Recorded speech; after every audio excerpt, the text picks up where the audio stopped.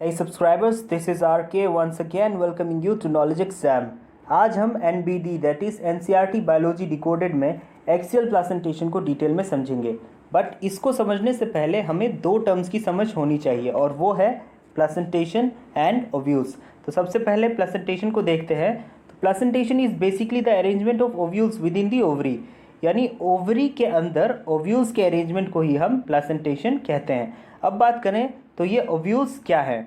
सो ovules को हम basically एक फीमेल जर्म सेल समझ सकते हैं जो फर्टिलाइज होने के बाद सीड में बदल जाता है. यानी ओव्यूल्स ही क्या है, एक pre mature form of the seed है. दूसरे लैंग्वेज में ओव्यूल्स ही मैच्योर होकर आगे चलकर सीड बनते हैं.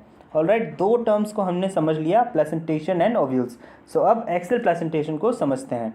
इसको समझने के लिए हम लेमन का एग्जाम्पल लेंगे. जैसे कि दिख रहा है ये एक मैच्योर लेमन है और इसके सीड्स के पोजीशन बेसिकली ओव्यूल्स के पोजीशंस को रिप्रेजेंट कर रहे हैं, क्योंकि ओव्यूल्स ही मैच्योर होकर सीड्स में कन्वर्ट होते हैं. हमने अभी अभी इसकी बात की थी. अब बात करें तो कोई भी प्लेसेंटेशन हो उसके ओव्यूल्स या सीड्स के अरेंजमेंट को ट्रेस करें तो हम ये पता लगा सकते हैं कि वो किस टाइप का प्लेसेंटेशन है. चलिए एक्सेल प्लेसेंटेशन में ओव्यूल्स के अरेंजमेंट को देखने की कोशिश करते हैं. ऑलराइट, जब हम किसी लेमन को ऐसे लॉन्गिट्यूडनली काटते हैं तो उसमें प्लेसेंटेशन कुछ इस फॉर्म में हमें दिखता है, और जब हम उस लेमन को हॉरिजॉन्टली ऐसे काटते हैं तो हमें प्लेसेंटेशन उसका अरेंजमेंट कुछ ऐसा दिखता है. अब इन दोनों डायग्राम में हमें एक क्या दिख रही है, एक्सिस दिख रही है. ये रही वो एक्सिस. अब इसी के अराउंड क्या है, सीड्स जो कि बेसिकली ओव्यूल्स के पोजीशन को रिप्रेजेंट कर रहे हैं, वो क्या है, उसी के अराउंड अरेंज हुए हैं या फिर अटैच हुए हैं. पहले डायग्राम में कुछ इस तरह से दिख रहा है. सेकेंड में एक डॉट के शेप में ये रहा हमारा वो एक्सिस. ऑलराइट, और उसी के अराउंड सेंट्रली क्या है, जितने भी ओव्यूल्स हैं वो उसके साथ अटैच्ड हैं या फिर लोकेटेड हैं.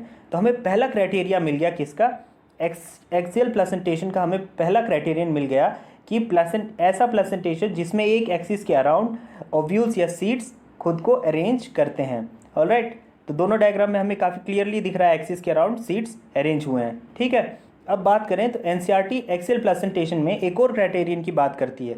ठीक है, और वो क्या है, मल्टीलोक्यूलर ओवरी की बात करती है. इस डायग्राम में देखें, इसको समझने के लिए मल्टीलोक्यूलर को, तो बहुत सारे स्ट्रक्चर्स दिख रहे हैं. कैसे स्ट्रक्चर्स, कोन लाइक स्ट्रक्चर्स दिख रहे हैं, 1 2 3 4 ऐसे करके बहुत सारे दिख रहे हैं. ये कोन लाइक स्ट्रक्चर्स, इन्हीं कोन लाइक स्ट्रक्चर्स को क्या कहते हैं, हम लोक्यूल्स कहते हैं. अब इन लोक्यूल्स के अंदर ही क्या होते हैं, ओव्यूल्स प्रेजेंट होते हैं. ठीक है, इन्हीं लोक्यूल्स के नंबर के अकॉर्डिंग हम ओवरी को डिफरेंट नेम देते हैं. फॉर एग्जाम्पल, जब एक लोक्यूल प्रेजेंट होता है तो उस ओवरी को हम यूनिलोक्यूलर ओवरी कहते हैं, और जब उसमें 2 लोक्यूल्स प्रेजेंट होते हैं तो उसे हम कहते हैं बाइलोक्यूलर ओवरी. इसी तरह से जब उसमें मल्टीपल लोक्यूल्स प्रेजेंट होते हैं तो हम उसे क्या कहते हैं, मल्टीलोक्यूलर ओवरी. कॉन्सेप्ट क्लियर हुआ कि एक्सियल प्लेसेंटेशन में एक एक्सिस के अराउंड, दैट इज़ ये रही वो एक्सिस, उस एक्सिस के अराउंड क्या हो रहा है, अरेंजमेंट हो रहा है किस चीज़ का, ओव्यूल्स का. और साथ ही साथ वो ओवरी कैसी होनी चाहिए, तो वो ओवरी होनी चाहिए मल्टीलोक्यूलर.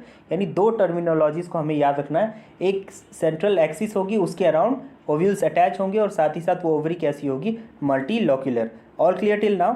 अब एनसीईआरटी ने क्या किया है, 2 और एग्जाम्पल्स दिए हैं इसके, किसके, एक्सियल प्लेसेंटेशन के, that is China rose and tomato. तो तीनों एग्जाम्पल्स हमें याद रखने हैं किसके, एक्सियल प्लेसेंटेशन में. क्या क्या, lemon, China rose and tomato. अब इसको याद करने का एक शॉर्ट ट्रिक भी है, वो क्या है, तेरा लव चाहूँ रोज़.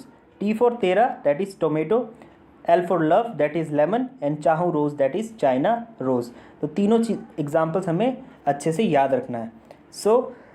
इस NBD के सेशन में बस इतना ही. जल्दी मिलेंगे नेक्स्ट टाइप ऑफ प्लेसेंटेशन के साथ. Till then stay safe and stay motivated. This was RK signing off from the Knowledge Exam team. Thanks for watching.